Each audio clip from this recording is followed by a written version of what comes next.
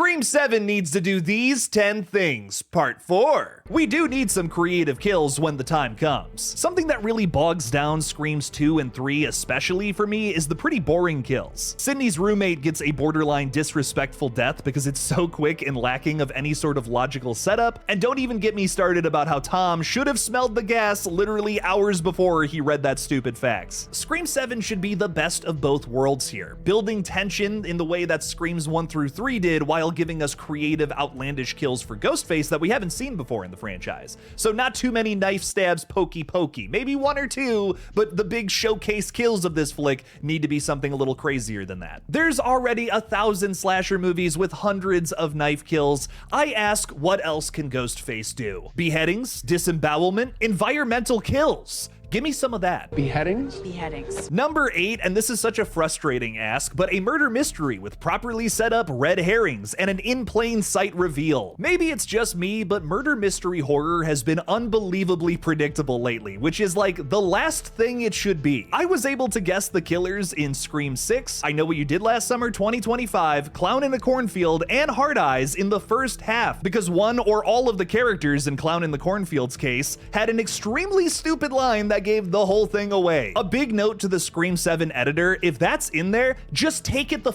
out. We don't want it in there. That's a good place to start, but the best murder mysteries are the ones where the killer is so obvious, yet the rest of the characters have a compelling case as to why they were the ones who could have done it too. With Scream 7 having a buttload of characters, this is gonna be a really tough thing to make happen. Easily my biggest worry for the film is that the majority of the characters here just exist to be meatbags, where blood is gonna spray out of them and they're not gonna serve any sort of purpose to disguising the murder mystery, which is like what Scream characters should be doing. That's a tough thing to do with like a typical murder mystery cast, which is like 8 to 10 people. I don't know how they're gonna do it with the almost 30 characters that are either lead or supporting roles in this flick. I'm keeping my fingers crossed until February 27th that they're able to make this grandiose story work though. Modern movies like Scream 5, Thanksgiving, and Bodies, Bodies, Bodies do this very well, however, and kept me guessing throughout. BBB especially focused on giving every character at this party a reason to kill our first victim. Not only was Pete Davidson's character an asshole to literally everybody here, but we also got a ton of setup that there's been history with these folks for literal years that could have resulted in one of them going out and killing the guy. If you know how that movie ends, however, they still found a way to do something really shocking and surprising. I loved it. Whoever the opening kill ends up being in Scream 7, it has to be someone that the killer wants dead.